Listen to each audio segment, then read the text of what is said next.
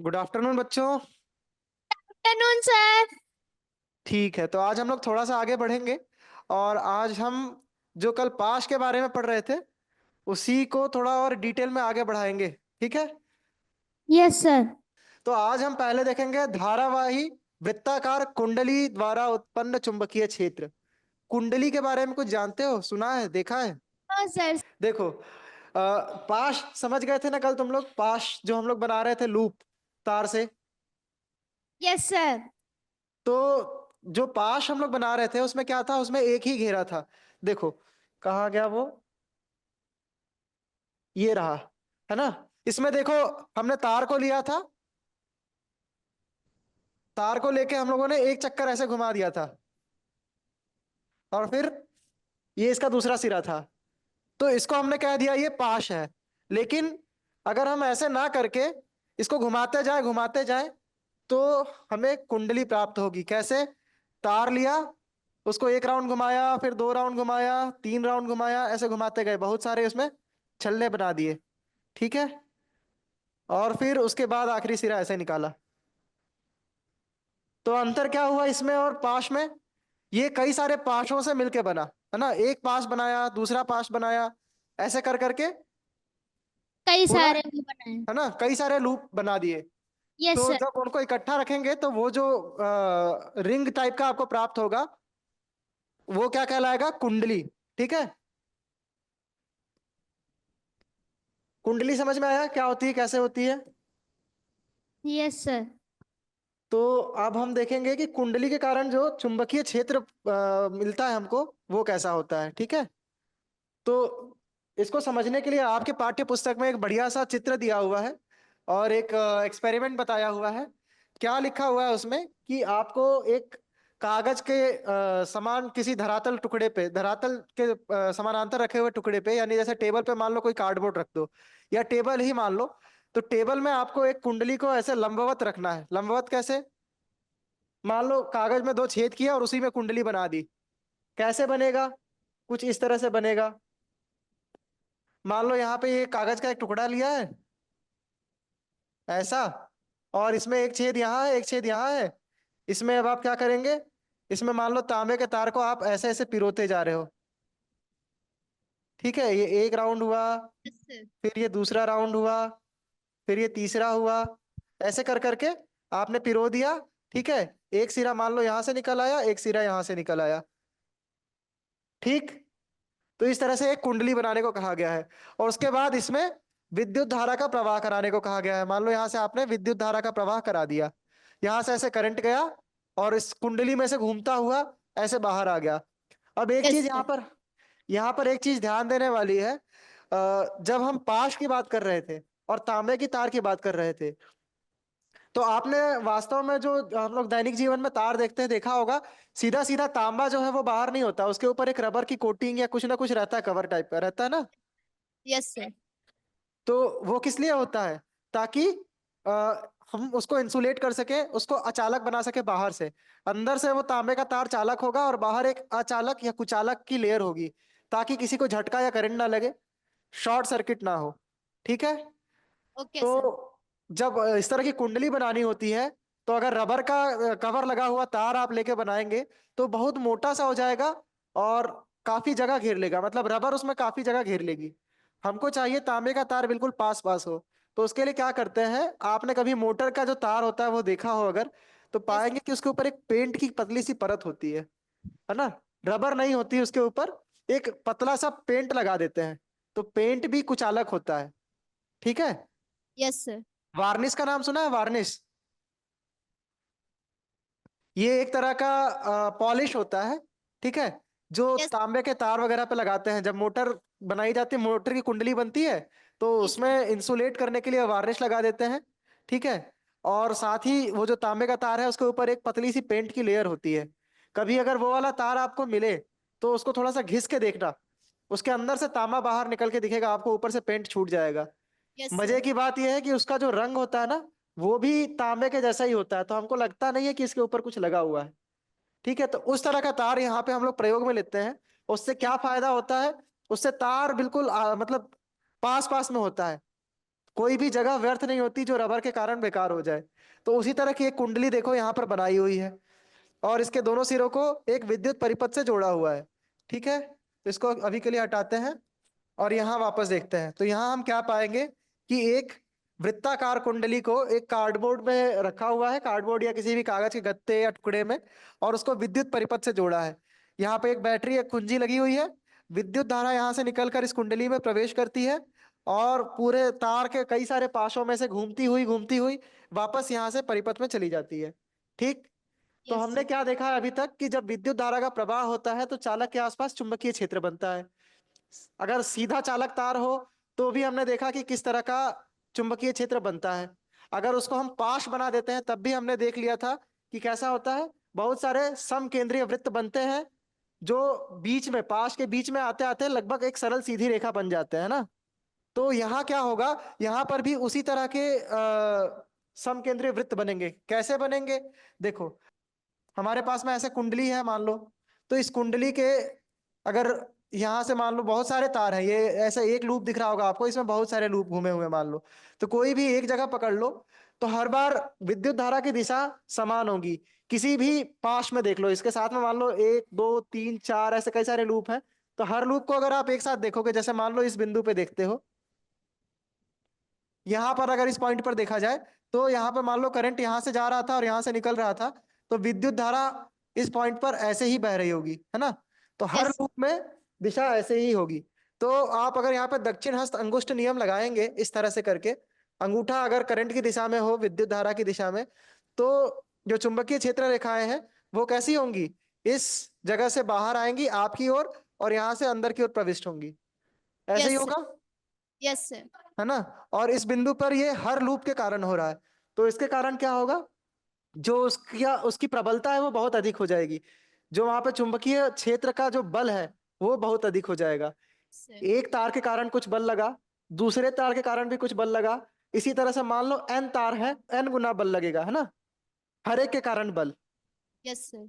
तो अगर एक पाश होता तो उसके कारण जो भी बल लग रहा था उससे एन गुना बल लगेगा, यदि एन पाश होंगे उस कुंडली में तो। ठीक, ये यस सर। समझ में आया। Yes sir. तो जो चुंबकीय क्षेत्र रेखाओं का प्रदर्शन है वो लगभग सेम ही होगा, उसी तरह का होगा जैसा एक पाश के कारण था। यहाँ देखो, हमने जब देखा था पाश के कारण भी ऐसा ही कुछ बन रहा था। हमने उसको इस तरह से बनाया हुआ था, यहाँ लूप, यहाँ लूप, और फिर ये बीच में आके कुछ इस तरह से हो जा रहा था, यहाँ लूप था, यहाँ लूप था, और बीच में आके इस तरह से हो जा रहा था। बस इसी को कागज पे ऐसे रख दिया गया है। हम बोर्ड पे यस ऐसे देख रहे थे, कागज पे यहाँ रखा है। देखो यहाँ पर एक लूप बना है, फिर एक लूप बना है, और बीच में जाके ये ऐसे हो जा रहा है, बीच में एक सरल रेखा ऐसे जा रही है। यहाँ पर भी एक लूप है, यहाँ पर भी लूप है। ठीक है। तो जैसे एक बिंदु यहाँ बनाया हुआ है, एक बिंदु यहाँ बनाया है, जो दोनों कागज में घुस रहे हैं। ठीक है। और बीच में आके यहाँ पे भी ऐसी सरल रेखा हो जा रही है। तो इसका अर्थ क्या हुआ कि ये जो वृत्ताकार कुंडली है, इसके कारण भी जो चुंबकीय क्षेत्र बनेगा उसकी रेखाएं उसी तरह से होंगी जैसे एक पाश के कारण थी। बस यहाँ पर जो प्रबलता है वो बढ़ जाएगी, और एन गुना हो जाएगी यदि उसमें एन टर्न या एन पाश है तो। यस ये सर। समझ में आया। Yes sir. तो देखो पुस्तक में इस चीज को किस तरह से लिखा हुआ है। इसमें बताया गया है कि किसी विद्युत धारावाही तार के कारण किसी दिए गए बिंदु पर उत्पन्न चुंबकीय क्षेत्र प्रवाहित विद्युत धारा पर अनुलोमतः निर्भर करता है। अनुलोमतः का मतलब क्या होता है, अनुलोमतः मतलब अनुक्रमानुपाती, एकदम साधारण भाषा में, है ना। अनुक्रमानुपाती तो आप समझते हैं, डायरेक्टली प्रोपोर्शनल। Yes sir. तो अनुलोमतः भी उसी उसी संदर्भ में प्रयुक्त होता है कि जितना विद्युत धारा बढ़ेगी उतना अधिक चुंबकीय क्षेत्र का बल या चुंबकीय क्षेत्र का प्रभाव भी बढ़ेगा। ठीक है। सर। तो यहाँ पर वही चीज लिखा है कि अगर प्रवाहित विद्युत धारा बढ़ती है तो जो चुंबकीय क्षेत्र उत्पन्न होता है वह भी बढ़ेगा, उसकी प्रबलता बढ़ेगी। ठीक। अगला पॉइंट कहता है कि यदि हमारे पास एन फेरों की कोई कुंडली हो तो उत्पन्न चुंबकीय क्षेत्र परिमाण में एकल फेरे द्वारा उत्पन्न चुंबकीय क्षेत्र की तुलना में एन गुना अधिक प्रबल होगा। यही अभी हम लोगों ने भी डिस्कस किया कि एक फेरा है, एक पाश है, तो कुछ बल लगेगा। तो यदि एक फेरा है तो उस पर कुछ बल लगेगा। अगर दो फेरे हुए तो दो गुना हो जाएगा, तीन हुए तो तीन गुना, एन हुआ तो एन गुना, है ना। ये समझ में आ रहा है। Yes sir. तो वही इस पॉइंट में लिखा है कि यदि n फेरे होंगे तो n गुना अधिक प्रबल हो जाएगा जो चुंबकीय क्षेत्र का प्रभाव है। ठीक। अगला पॉइंट क्या कहता है? अगले पॉइंट में बताया गया है कि जो प्रत्येक फेरे में विद्युत धारा के प्रवाह की दिशा समान है। वो अभी हम लोगों ने देखा। कैसे?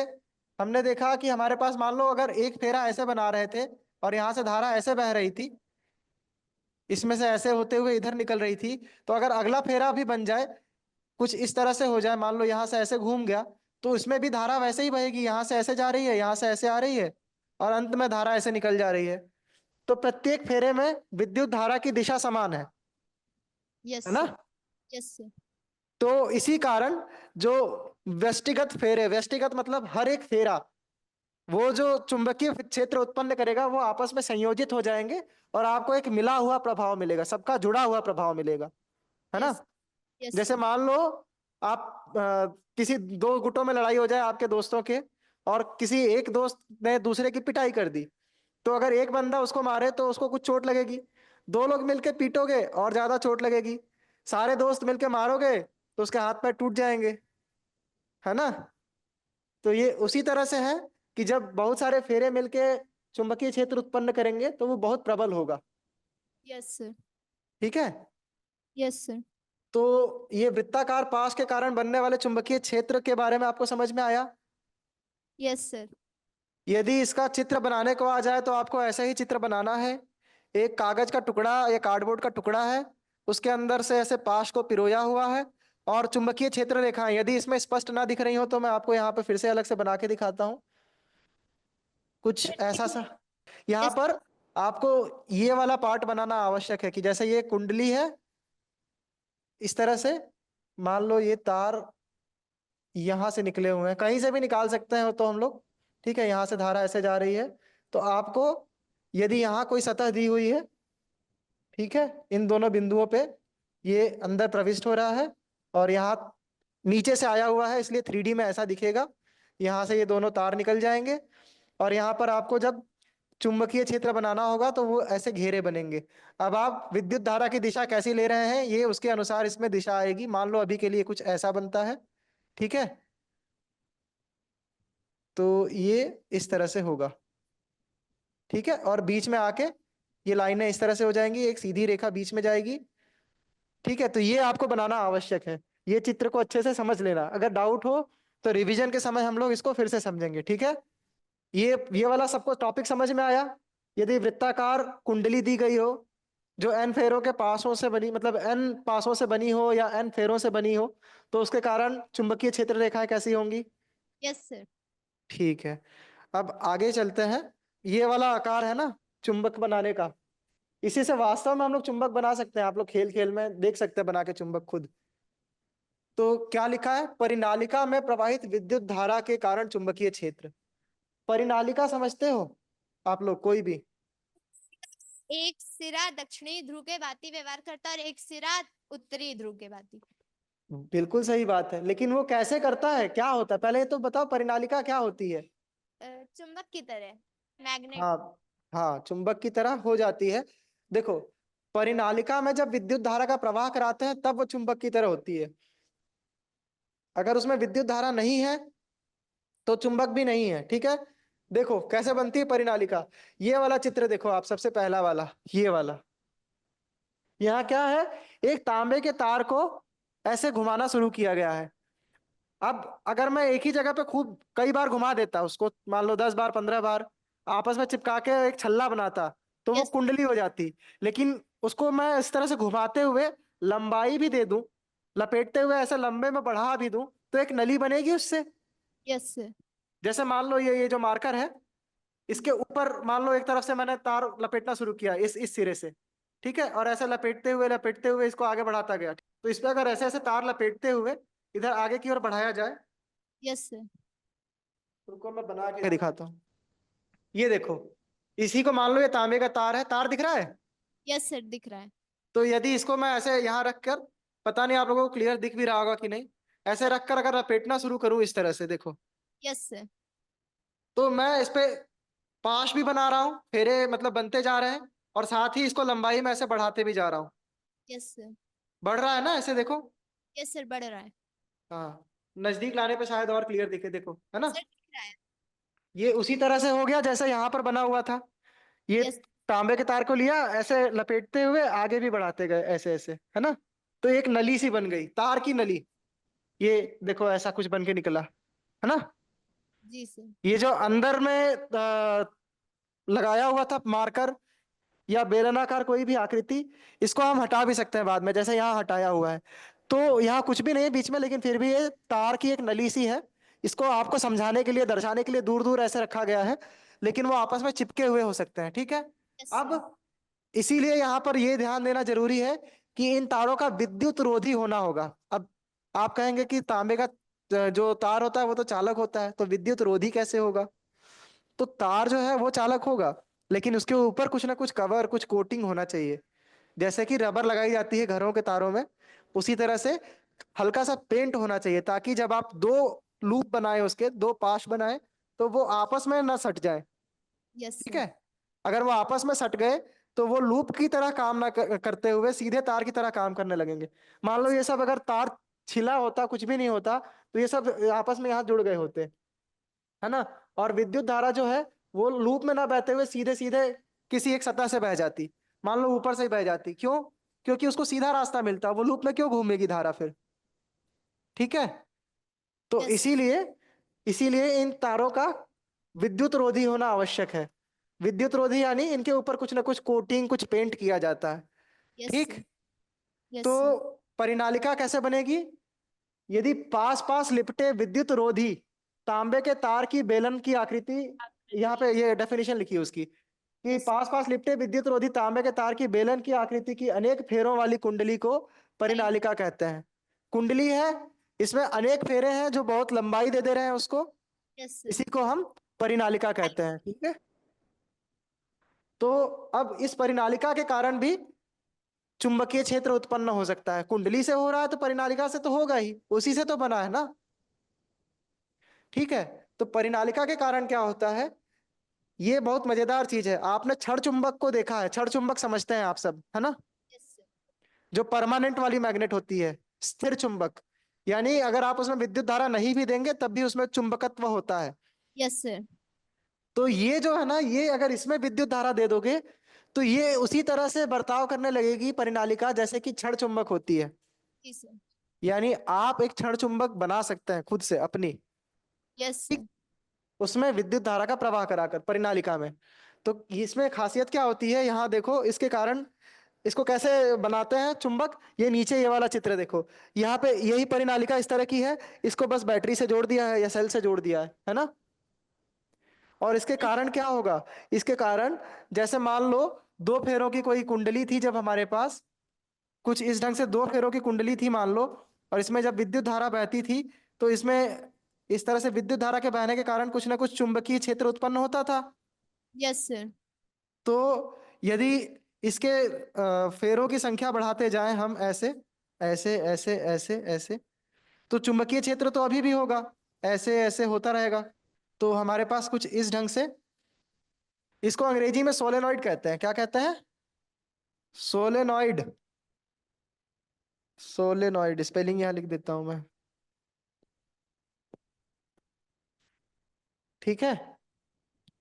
तो इसमें क्या खासियत है, इसमें जब वैसे विद्युत धारा बहेगी तो यहाँ पर चुंबकीय क्षेत्र बन रहा होगा सब जगह, यहाँ पर कुछ क्षेत्र बनेगा, यहाँ पर क्षेत्र बनेगा, यहाँ पर कुछ चुंबकीय क्षेत्र बनेगा।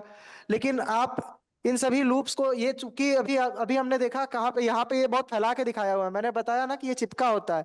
तो अगर यस। चिपका होगा तो आप जब ये इस तरह के चुंबकीय क्षेत्र रेखाओं को बनाएंगे जो समकेंद्रीय वृत्त होते हैं, तो अभी हमने पढ़ा था कि जो चुंबकीय क्षेत्र रेखाएं हैं वो कभी एक दूसरे को नहीं काटती। लेकिन यदि आप दो चिपके हुए पाशों के कारण जब क्षेत्र रेखाएं बनाएंगे तो आपको लगेगा ये काट रही हैं इन बिंदुओं पे। ऐसा नहीं हो सकता। तो इसके कारण क्या होता है, इसके कारण होता यह है कि ये जो सभी चुंबकीय क्षेत्र रेखाएं हैं, ये आपस में जुड़ के और प्रबल चुंबकीय क्षेत्र उत्पन्न करती हैं। तो इनको इस तरह से ना बनाकर, अलग अलग ना बनाकर एक साथ बनाया जाता है। किस तरह से? कुछ इस ढंग से, जैसे जैसे मान लो यहाँ पे एक लूप बन रहा था, यहाँ एक लूप बन रहा था, तो अब क्या होगा, अब होगा ये कि ये यहाँ से हट जाएगा, ये वाला लूप कुछ इस तरह से जा रहा है। अगला वाला जो यहाँ से आ रहा था और यहाँ से आ रहा था वो आपस में मिल गए, ये आगे बढ़ा। फिर एक और लूप ऐसे ही आया, ये आगे बढ़ा। और ये इस तरह से बढ़ते हुए एक बड़ा लूप बनाएंगे। ठीक है। यस। Yes sir. तो यहाँ वास्तविकता में क्या होगा, यहाँ पे आपको दिखेगा कि यहाँ पर ये इस तरह से जुड़े हुए अंदर जुड़ते हुए गए, और बाहर से एक ऐसा बड़ा सा लूप बनाया। यस उसी सर। तरह से अगला लूप कुछ ऐसे बनेगा, अगला जो वृत्त है या कर्व या पास जो भी है, वो कुछ इस तरह से बनेगा। नीचे की ओर भी ऐसे ही होगा, कुछ इस तरह से बनेगा, है ना, कुछ इस तरह से। और अब ये आप इसको ध्यान से देखेंगे तो आप क्या पाएंगे, ये क्षण चुंबक के चुंबकीय क्षेत्र की तरह हो गया ना। Yes sir. तो इसी वजह से ये जो परिनालिका है, ये क्षण चुंबक की तरह बर्ताव करती है। ठीक। Yes sir. तो यहाँ पर आपकी पुस्तक में इसको बहुत अच्छे से बना के दर्शाया हुआ है, इसीलिए मैंने यही चित्र लगा दिया है। ये साफ सुथरा आपको अच्छे से समझ में आएगा। देखो यस। यहाँ पे एक परिनालिका है, इसको विद्युत परिपथ से जोड़ा गया है। जब इसमें धारा का प्रवाह होता है तो कुछ इस तरह के पाश या वृत्त बनते हैं, है ना, जो यस। बंद वृत्त होते हैं, बंद वक्र होते हैं। और अंदर में जैसे क्षण चुंबक में होता था कि हर हर बिंदु पर जो चुंबकीय क्षेत्र है वो समान होता था। क्यों? क्योंकि ये जो रेखाएं हैं ये आपस में समांतर हो जाती हैं। यस ठीक सर। है। तो हर बिंदु पर, जो परिनालिका के अंदर का बिंदु है, हर बिंदु पर एक समान चुंबकीय क्षेत्र होगा। बाहर में आप जैसे जैसे चुंबक से दूर जाएंगे, ये जो चुंबकीय क्षेत्र रेखाएं हैं ये दूर होती जाएंगी, यस तो सर। चुंबकत्व घटेगा। और यहाँ पर आप ध्यान से देखेंगे तो क्या पाएंगे कि दो ध्रुव बन गए, एक दक्षिणी ध्रुव, एक उत्तरी ध्रुव। जैसा कि अभी आप में से किसी ने बताया था कि परिनालिका क्षण चुंबक की तरह बर्ताव करती है, उसमें दोनों ध्रुव होते हैं, दक्षिणी और उत्तरी ध्रुव, है ना। तो यहाँ पर एक दक्षिणी ध्रुव बनेगा और एक उत्तरी ध्रुव। और जब हम रेखाएं बनाएंगे तो लगेगा कि उत्तरी ध्रुव से चुंबकीय क्षेत्र रेखाएं निकल रही हैं, जो दक्षिणी ध्रुव पे विलीन हो रही हैं, जैसे कि क्षण चुंबक में होता है। ठीक है। तो ये परिनालिका के कारण कुछ इस तरह से चुंबकीय क्षेत्र उत्पन्न होता है। आओ अब देखते हैं किताब में कैसे कैसे क्या चीजें दी गई हैं। किताब में परिनालिका की परिभाषा दी हुई थी कि यदि वही विद्युत रोधी तांबे के तार की बेलन की आकृति को, अनेक फेरों वाली आकृति को हम कुंडली से जो बनती है उसको परिनालिका कहते हैं। परिनालिका का एक सिरा उत्तर ध्रुव तथा दूसरा सिरा दक्षिण ध्रुव की भांति व्यवहार करता है, ये भी हमने अभी समझा। जब उसमें से चुंबकत्व उत्पन्न होगा, उसमें से धारा बहेगी, तो क्षण चुंबक की तरह बिहेव करेगी, जिसके कारण एक सिरा दक्षिणी ध्रुव हो जाएगा, दूसरा सिरा उत्तरी ध्रुव। अब यहाँ पर एक बहुत मजेदार चीज आप लोगों को अभी बता देता हूं मैं। ये एक ट्रिक है, ठीक है, ये आपको हमेशा काम आएगी आगे। जब आप कुंडली को या इस परिनालिका को देखेंगे तो आप क्या पाएंगे, कुछ इस तरह के लूप बन रहे होंगे दोनों सिरे पे। मान लो यहां से ये शुरू हुआ था कुछ इस ढंग से, इधर से ये शुरू हुआ था और तार ऐसे घूमते हुए गया, अंदर की ओर गया। ऐसे हमने, मान लो ये आकृति ऐसे बनाना शुरू की, और यस तार सर। ऐसे लपेटते हुए बोर्ड के अंदर लेके जा रहे हैं, ठीक है। Yes sir. और यहां से यदि हम धारा का प्रवाह करा रहे हैं, तो ये जो विद्युत धारा का प्रवाह हो रहा है, ये आपको कैसा लग रहा है, ये आपके दाहिने हाथ की ओर ऐसे घूम रहा है ना, बाएं से दाहिने हाथ की ओर। इसको अच्छे से समझ लेना, दिमाग में बैठा लेना, बिल्कुल फिट कर लो। विद्युत धारा ऐसे बह रही है, दक्षिणावर्ती बोलते हैं इसको, क्या बोलते हैं। दक्षिणावर्ती। हाँ, दक्षिण की ओर सेंस होता है इसका। जब आप देखेंगे ना तो आपको लगेगा बाएं से दाएं की ओर, दक्षिण की ओर घूम रही है। दाहिने को दक्षिण भी बोल देते हैं, ठीक है। Yes sir. तो इसको दक्षिणावर्ती दिशा बोलते हैं, दक्षिणावर्ती भान होना कहते हैं। तो आपको लगेगा कि ये जो विद्युत धारा है ये दक्षिणावर्ती है।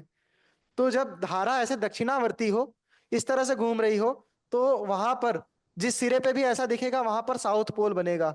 कैसे बनेगा, इसको याद करने का बहुत आसान सा ट्रिक है। कुछ नहीं, इसी चित्र को आपको याद करना है। ये इस तरह से लूप बन रहा है, धारा बह रही है ऐसे, है ना। Yes sir. यहां पर अंदर में अगर ध्यान से देखो तो इसको मैं एस लिख सकता हूं। कुछ दिख रहा है, ये जो एस के दोनों सिरे हैं, यस सर। ये देखो, ये आपकी उसी धारा की दिशा को दर्शा रहे हैं ना। Yes sir. यानी दक्षिणावर्ती अगर धारा हो जाए यस सर। तो वहां पे दक्षिणी ध्रुव बनेगा। Yes sir. दक्षिण ध्रुव दक्षिणावर्ती धारा, नाम में भी मैचिंग है। Yes sir.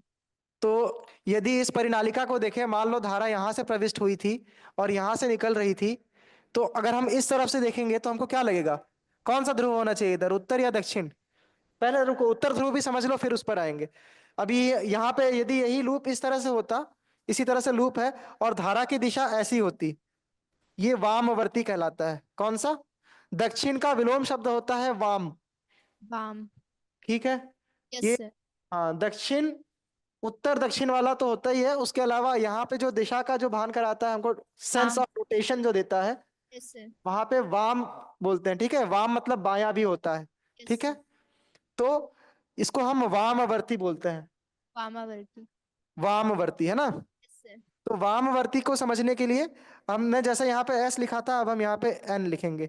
लेकिन ये ऐसा वाला एन होगा, एकदम बढ़िया एन, वैसा जैसा एन होता है उस तरह से ना लिखते हुए, थोड़ा डिजाइनदार बनाएंगे ताकि दिमाग में फिट हो जाए। Yes sir. ठीक है, ये ऐसा, ये ऐसा, ये ऐसा। यहाँ देखो, ये जो एन के जो दोनों सिरे हैं, ये क्या कर रहे हैं? ये उसी सेंस में घूम रहे हैं जैसे आपके कुंडली में धारा का प्रवाह हो रहा था। Yes sir. वामवर्ती, तो ये नॉर्थ हो गया। ठीक है, यस सर। तो ये नॉर्थ पोल होगा, नॉर्थ पोल यानी उत्तरी ध्रुव। तो जहां पे विद्युत धारा एंटी क्लॉकवाइज या वामवर्ती होगी, वहां पर नॉर्थ पोल बनेगा। जहां पे क्लॉकवाइज होगी या दक्षिणावर्ती होगी, वहां पे साउथ पोल बनेगा। ठीक है, ये समझ यस। में आया ना? Yes sir. ठीक है, अब आते हैं इस वाले परिनालिका पे। तो इस परिनालिका में, रुको रंग बदलने दो पहले। इस परिनालिका में मान लो कि कौन सा रंग अच्छा दिखेगा? नीला दिखेगा। यहां से विद्युत धारा प्रविष्ट होती है इस सिरे से, और यहां से निकलती है। तो अब आप लोग मुझे बताइए, अगर हम यहां से देखें इस परिनालिका को, तो यहाँ पे कौन सा पोल बनेगा, कौन सा ध्रुव बनेगा? बताओ। सर दक्षिणी ध्रुव। हाँ, दक्षिणी ध्रुव कैसे बनेगा? यहाँ पे दक्षिणावर्ती धारा हो गई ना। अगर हम इस तरफ से देख रहे हैं खड़े होके, ऐसे देख रहे हैं, मान लो देखो, ये जो मार्कर है, इसी को मान लो ये परिनालिका है। मैं ऐसे देख रहा हूं। अब आप लोग तो ऐसे नहीं देख पाओगे, तो लो आपकी तरफ घुमा दिया। तो यस यहां सर। से धारा ऐसे घुस रही थी, ऐसे घूम के ऐसे जा रही थी, है ना? Yes sir. यानी कि दाहिने की ओर घूम रही थी। Yes sir. दक्षिणावर्ती हो गई, दक्षिणावर्ती यानी दक्षिण ध्रुव यानी साउथ पोल। Yes sir. ठीक, तो यहां पर बनेगा साउथ पोल। और उसी तरह से यहां से जब इस तरफ से देखेंगे हम, तो हमको क्या दिखेगा? कि धारा ऐसे घूम के बाहर आ रही है, ऐसे घूम के बाहर आ रही है ना, बाएं ओर जा रही है, दाहिने से बाएं की ओर घूम रही है, ऐसे बाएं की ओर घूम रही है ना, यानी वामवर्ती धारा हो गई। वामवर्ती धारा मतलब उत्तरी ध्रुव, यस सर। है ना? तो यहाँ पे कौन सा पोल बनेगा? नॉर्थ पोल, या फिर उत्तरी ध्रुव। ठीक है, ओके सर। देखो ये वाली जो आपकी डायग्राम दिया हुआ है ना, इसमें क्या हो रहा है? इसमें विद्युत धारा यहां से निकल रही है बैटरी से, ये सबको दिख रहा है ना यहाँ पे। Yes sir. और ये परिनालिका में इधर से घुस रही है, देखो एकदम ऐसा ही है जैसे हमने यहाँ पर माना। विद्युत धारा यहाँ से घुस रही है, यहाँ से ऐसे जाके घुस रही है। तो यहाँ जब आप चित्र देखेंगे ध्यान से, तो यहाँ छोटा सा एस लिखा हुआ है यहाँ पे। वो पता नहीं आप लोगों को दिख रहा था कि नहीं। और यहाँ पे एक छोटा सा एन लिखा हुआ है। दिख रहा है सर। हाँ, तो ये जो एस और एन है, ये इसी तरह से आए। तो अगर आपसे कभी कोई कुंडली या परिनालिका में दिशा पूछ ली जाए, तो आप बता सकते हैं इस वाली ट्रिक से। ठीक है, क्योंकि ये प्रश्न आ सकता है।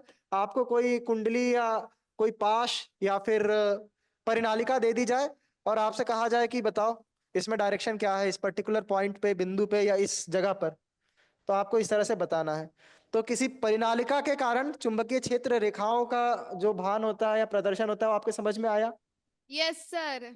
ठीक है, तो अगला पॉइंट क्या कहता है? अगला पॉइंट है कि परिनालिका के भीतर चुंबकीय क्षेत्र रेखाएं समांतर सरल रेखाओं की भांति होती हैं। ये भी हमने देखा कि ये अंदर में इतने सारे लूप हैं, इसलिए समांतर रेखाएं बन जाती हैं। तो ये जो लूप मिलजुल के फाइनली ऐसा बड़ा सा वृत्त बना रहे हैं, या लूप बना रहे हैं, वक्र बना रहे हैं, ये अंदर में समांतर सरल रेखाओं की तरह दिखते हैं, जैसा कि क्षण चुंबक में होता है। ठीक है, और अगला पॉइंट फिर यही बताता है कि यह निर्दिष्ट करता है कि किसी परिनालिका के भीतर सभी बिंदुओं पर चुंबकीय क्षेत्र समान होता है। सीधी बात है, अगर लाइन एक समान हो गई, तो चुंबकीय क्षेत्र भी समान हो जाएगा, है ना? Yes sir. तो परिनालिका के भीतर का जो चुंबकीय क्षेत्र है, वो एक समान होता है। ठीक, ये भी समझ में आया सबको? यस फिर सर। आगे आगे बढ़ते हैं, और एक मजेदार चीज आपको दिखाता हूं मैं। ये देखो, ये बढ़िया सा एक खेल है, चाहे तो आप लोग ट्राई करना कभी फ्री टाइम में घर पे। ये वाला तार थोड़ा सा जुगाड़ना पड़ेगा आपको, जो मोटर में बाइंडिंग के लिए इस्तेमाल होता है, जो मोटर की कुंडली बनाने के लिए प्रयुक्त होता है। ठीक है। तो यहाँ पे लिखा क्या है कि परिनालिका के भीतर उत्पन्न प्रबल चुंबकीय क्षेत्र का उपयोग किसी चुंबकीय पदार्थ जैसे कि नर्म लोहा, नर्म लोहे को अंग्रेजी में सॉफ्ट आयरन कहते हैं। सॉफ्ट आयरन का अर्थ होता है कि उसमें कुछ भी मिलावट ज्यादा ना की गई हो, शुद्ध लोहा हो। जैसे स्टील होता है उसमें कार्बन मिला दिया जाता है। ठीक है। तो यदि लोहे की बात करें तो जितना सॉफ्ट आयरन के नाम से ही मिलता है बाजार में, वो नर्म लोहा, नर्म लोहे को परिनालिका के भीतर रखकर चुंबक बनाने में किया जा सकता है। इस प्रकार बने चुंबक को विद्युत चुंबक कहते हैं। विद्युत चुंबक क्यों? क्योंकि ये चुंबक विद्युत के द्वारा बनाया जा रहा है। ठीक।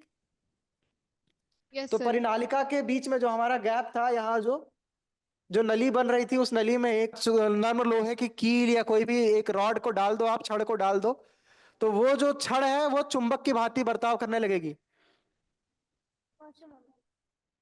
ठीक है। तो ये देखो यहाँ पर ये बताया गया है, आप इसको खुद से ट्राई कर सकते हैं। एक लोहे का स्क्रू या कील कुछ भी आप ले लो, और उसके ऊपर ऐसी एक परिनालिका बना दो, बहुत सारे लूप बनाकर। देखो ये तांबे का जो वाइंडिंग में तार इस्तेमाल होता है वही वाला तार लिया गया है। ठीक है। इसको लपेटते हुए आप एक बढ़िया सी परिनालिका बना दो। इसका एक सिरा इधर खत्म करना और दूसरा सिरा इधर खत्म करना, और इसको एक छोटे वाले सेल या बैटरी से आप जोड़ दो। फिर आप पाएंगे कि ये जो छड़ थी या जो स्क्रू जो कील थी, वो एक चुंबक की भांति बर्ताव करेगी, वो एक चुंबक बन जाएगी। तो ऐसे आप खुद की एक छड़ चुंबक बना सकते हैं। ये जो विद्युत चुंबक है, इसका प्रयोग बहुत क्या बोलते हैं, बड़े स्तर पे किया जाता है, फैक्ट्रीज में, इंडस्ट्रीज में। वो बड़ी बड़ी छड़ चुंबक नहीं, बड़ी बड़ी विद्युत चुंबक बनाते हैं। ठीक है। और जैसे ये वाला सिरा है, मान लो कील होती तो उसका एक सिरा ऐसा फ्लैट होता है ना, ऐसे एक फ्लैट सिरा होता है, कुछ इस तरह से कील होती है। तो अगर ये एक चुंबक बन जाए तो यहाँ पर कुछ चिपका सकते हैं। तो मान लो कि वो इतना बड़ा बड़ा बेस का कील इस्तेमाल करते हैं जिसकी चौड़ाई इतनी मोटी हो या और अधिक मोटी हो, तो उससे लोहे की भारी भारी चीजों को एक जगह से उठा के दूसरी जगह रखने के प्रयोग में लाया जाता है। जैसे किसी चीज को ऐसे कुंदे से पकड़ते हैं क्रेन में, तो ऐसे ना पकड़ के चुंबक से चिपका देते हैं लोहे की चीजों को, और एक जगह से उठा के दूसरी जगह रखते हैं। तो इस तरह से विद्युत चुंबक का एक सीधा सीधा प्रयोग ऐसा होता है। और इसके अलावा विद्युत चुंबक तो आपके मोटर, जनित्र या जनरेटर, इन सभी में प्रयोग होता है। ठीक है। सर, हाँ बताओ। कीलेस के नीचे जो पैर की तरह बना है, ये क्या है? किसमें ये? Yes sir. ये छोटी छोटी पेपर क्लिप है जो लोहे की होती हैं, वो उसमें चिपका के दिखाई गई है कि जब ये चुंबक बन जाता है तो लोहे को अपनी ओर खींचेगा, लोहे की वस्तुओं को चिपकाएगा अपने में, अच्छा सर। है ना।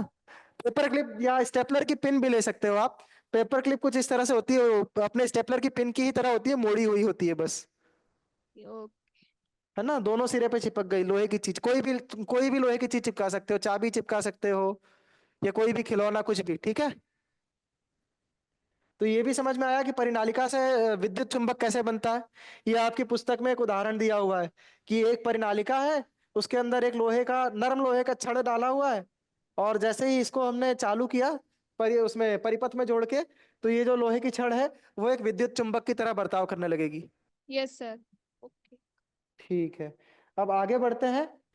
टॉपिक का नाम है चुंबकीय क्षेत्र में किसी भी विद्युत धारावाही चालक पर लगने वाला बल।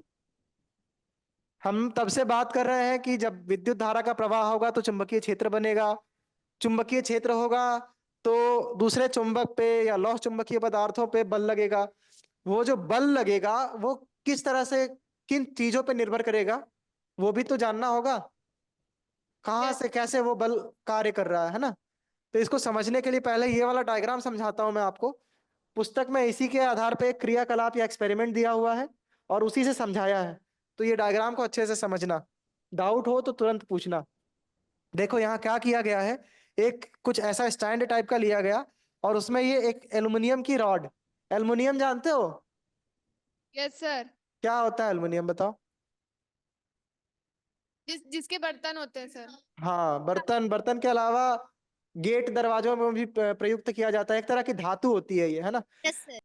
ठीक है।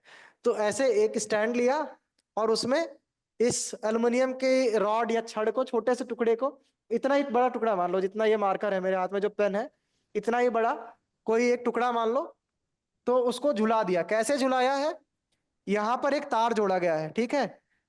एल्युमिनियम एक धातु है, और धातु ज्यादातर विद्युत चालक होते हैं, यानी एल्युमिनियम में से इलेक्ट्रिक करंट, विद्युत धारा का प्रवाह हो सकता है, ठीक है। तो इस छड़ के एक सिरे को तार से ऐसे बांधा। ये तार मान लो छिला हुआ तार है, ऐसे मतलब जो चालक की तरह बर्ताव करेगा। और इसका एक सिरा ऐसे ले आके उसमें कुंजी जोड़ के बैटरी के पास पहुंचा दिया। फिर दूसरे सिरे को भी ऐसे ही तार से बांधा, और यहां से ऐसे लपेटते हुए इसको ले आके तो बैटरी के दूसरे सिरे पे जोड़ दिया। एक कुंजी रखी है कि हम परिपथ को चालू या बंद कर सकें, ठीक है। कई बार क्या होता है, ऐसा परिपथ आप सीधे बनाएंगे ना तो चालक मतलब इनकी चालकता बहुत अधिक होती है धातुओं की, हमने पढ़ा था, याद करो, है यस ना। सर। तो अधिक चालकता के कारण शॉर्ट सर्किट हो सकता है, यानी कि जो बैटरी है वो तुरंत खराब हो सकती है। उसका पूरा का पूरा जो विभवांतर है वो एक ही बार में इस्तेमाल हो जाएगा धारा प्रवाह के लिए, बैटरी खत्म। धमाका भी हो सकता है अगर बड़ा विभवांतर हो, तो जैसे 200-250 वोल्ट घर की बिजली। यस इसी सर। जब दोनों तार छू जाते हैं ना, लाइव और न्यूट्रल वाले, तो यस। स्पार्क होता है, धमाका होता है। कुछ हो नहीं रहा होता ऐसे बड़ी चीज, लेकिन हमको बड़ा प्रतीत होता है, क्योंकि वो एक ही बार में बहुत ज्यादा धारा प्रवाहित होती है। यस तो सर। उससे बचने के लिए आप बीच में एक धारा नियंत्रक भी लगा सकते हैं। धारा नियंत्रक भी हमने विद्युत वाले पाठ में पढ़ा था कि वो विद्युत धारा को कंट्रोल कर सकता है ना। Yes sir. ठीक है, तो इस तरह का एक परिपथ बनाया। उसके बाद क्या किया, ये एल्युमिनियम को रॉड को ना इसमें ऐसे दिखाया गया है, ऐसे टेढ़ा सा, इसको ऐसे झुलाया गया है, ऐसे। मतलब मान लो, मैं ऐसे हाथ से बताता हूँ, ऐसे ऐसे तार लगाया और ऐसे झुला दिया, ऐसे। कहाँ गया ये डायग्राम? हाँ, देखो, कुछ इस तरह से सीधा झुला दिया, यस सर। क्षैतिज दिशा में, है ना। Yes sir. तो इसके बाद क्या होगा, नाल चुंबक जानते हो, नाल, हॉर्स शू मैग्नेट, ये भी हम लोगों ने डिस्कस किया था। इस तरह की चुंबक होती है ऐसी, इस तरह का। इसका बस खाली फर्क यही है कि इसका शेप ऐसा होता है, छड़ चुंबक ही मान लो, लेकिन वो थोड़ी लंबी होके ऐसे मान लो घुमा दी गई। सर तो ये इस घोड़े चुंबक पे की बैठ खासियत क्या ये होती होता है कि इसके ये जो दोनों सिरे हैं ना, ये पोल्स होते हैं, ध्रुव होते हैं। यहाँ पे आपको दिख रहा होगा नॉर्थ लिखा है, एन लिखा है ना। है? यस सर, दिख रहा। हाँ, तो यहाँ पर एक ये उत्तरी ध्रुव है, ये दक्षिणी ध्रुव है। तो ये हाँ। यहाँ पर इंपॉर्टेंट है जो आपके पुस्तक में लिखा हुआ है, कि इसको एक बार ऐसे रखना है कि साउथ पोल या दक्षिणी ध्रुव ऊपर हो और उत्तरी ध्रुव नीचे हो। बैटरी हमेशा, बैटरी की भी दिशा का भी मतलब इस पे महत्व होगा। कैसे, अभी देखेंगे हम लोग। तो मान लो एक बार धारा यहां से निकलकर ऐसे बहेगी, ठीक है। यानी धारा को आप फिलहाल के लिए इस चित्र के अनुसार वामवर्ती मान लो, ठीक है, जो ऐसे इधर से इधर की ओर आ रही है, और दक्षिणी ध्रुव ऊपर है। तो जब इस तरह से होगा, तो हमको क्या करना है, जैसे ही आप परिपथ को चालू करेंगे तो कुछ चुंबकीय क्षेत्र उत्पन्न होगा, और दो चुंबक पास में रखी हुई है, तो चुंबकीय बल भी लगेगा, लगेगा ना। ये डायग्राम का अरेंजमेंट समझ में आया आप सबको, जो चित्र बना है? हाँ, सर यस सर। हाँ, ये यहाँ पर जानबूझ के लिखा भी है, ऐसा कुछ दिखाया नहीं गया। ये भी एक स्टैंड के माध्यम से एक चुंबक को यहाँ पे लगा सकते हैं। जैसे यहाँ स्टैंड पे झुलाया है, तो स्टैंड पे चुंबक को भी ऐसे टिका सकते हैं। तो जैसे ही आप ऐसा करेंगे, और जैसे ही परिपथ चालू होगा, तो उसमें चुंबकीय क्षेत्र उत्पन्न होगा और एक चुंबकीय बल लगेगा। तो उस बल की एक खासियत है, क्या होगा ना, देखो, एक वैज्ञानिक थे फ्लेमिंग, इसीलिए यहाँ पर इस टॉपिक का नाम ये भी है क्या, फ्लेमिंग का वाम हस्त नियम। वाम हस्त यानी बायां, वाम मतलब बायां। सर यस तो सर। हाँ, जैसे हमने दक्षिण हस्त अंगुष्ठ नियम पढ़ा था, ऐसा वो स्क्रू वाला, वो दाहिने, सॉरी, दाहिने हाथ से था वो। अब हम बाएं हाथ का एक नियम पढ़ रहे हैं। बाएं हाथ में क्या है, इसमें वैसा अंगुष्ठ वाला नियम नहीं है, इसमें 3 उंगलियों का प्रयोग है। 3 उंगलियां कौन कौन सी है? ये तर्जनी बोलते हैं, प्रथमा या तर्जनी, पहली उंगली, है ना। अगर यस। ऐसे, हाँ, ऐसे कर दूं मैं पंजे को, पता नहीं दिख रहा, हाँ दिख रहा है ना। तो पहली उंगली ये हो गई प्रथमा या तर्जनी, ये दूसरी उंगली मध्यमा, ठीक है, और ये अंगूठा। इन तीनों का प्रयोग होगा इस नियम को समझने में, ठीक है। देखो यहाँ पे डायग्राम देखोगे तो भी समझ में आएगा, अंगूठा, प्रथमा, मध्यमा, ठीक है। Yes sir. तो इसमें करना क्या है, इसमें हमको तीनों को एक एक चीज असाइन कर देनी है। असाइन करना मतलब तीनों के लिए एक एक चीज प्रयुक्त हो जाएगी, ठीक है। तो इसमें कैसे लिखा हुआ है कि तर्जनी को जो है वो चुंबकीय क्षेत्र की दिशा मान लो आप। तो जहां पे भी चुंबकीय क्षेत्र की दिशा होगी, वहां पे उस दिशा में हमारी ये तर्जनी उंगली होगी। मान लो इधर की ओर है दिशा, तो मेरी ये तर्जनी उंगली ऐसे होगी, ठीक है। Yes sir. मध्यमा को क्या मानना है? चालक में प्रवाहित विद्युत धारा की दिशा। अब मान लो ये चालक है, जैसे हम अंगूठे को मान रहे थे दक्षिण हस्त अंगुष्ठी, अंगूठा उधर कर देते थे जिधर धारा बहती थी।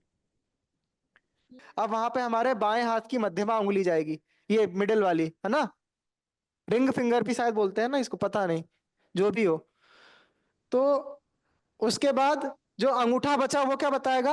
अंगूठा अगर इन दोनों को आपने ऐसे कर दिया तो अंगूठा जो है आपका, वो आपको उस बल की दिशा बताएगा, या जो चुंबकीय क्षेत्र के कारण बल लग रहा है उसकी दिशा, या जिधर की ओर आपका जो भी यंत्र है वो गति करने वाला है, चालक जो गति करने वाला है उसकी दिशा दे देगा। तो इस पे जब बल लगेगा, हमने इसको झुला के रखा है, फ्री है ये घूमने को, तो ये जो चालक है ये इधर उधर भाग सकता है। तो जैसे इस पे चुंबकीय क्षेत्र के कारण बल लगेगा ये एक और भागेगा। ठीक, तो क्या होगा, उस दिशा को हम अंगूठे से निकाल सकते हैं। तो देखो इस तरह से अगर रख दिया तो मेरी जो प्रथमा उंगली है, ये याद कर लेना, आप अच्छे से दिमाग में फिट कर लेना कि पहली जो प्रथमा उंगली है ये चुंबकीय क्षेत्र की दिशा बताएगी, यानी कि उत्तर से दक्षिण की ओर। ये जो हमारी मध्यमा उंगली है ये विद्युत धारा की दिशा बताएगी, और ये जो अंगूठा है चुंबकीय क्षेत्र के कारण जो बल लग रहा है उसकी दिशा बताएगा। एफबीआई का नाम सुना है किसी ने? एफबीआई? No sir. एफबीआई नहीं सुना? सीबीआई सुना है? सीबीआई? यस सर, सुना है। सीबीआई क्या है? जांच। हाँ, वो एक सेंट्रल एजेंसी है जो जांच वाच करती है, अपराधियों को पकड़ती है ना। तो ये अपने भारत की एजेंसी है सीबीआई। वैसे ही अमेरिका की जो एजेंसी है उसका नाम है एफबीआई। तो सर। आप इसको इस ट्रिक से याद कर सकते हैं एफबीआई से। अंग्रेजी में बल को फोर्स कहते हैं, फोर्स का पहला अक्षर एफ।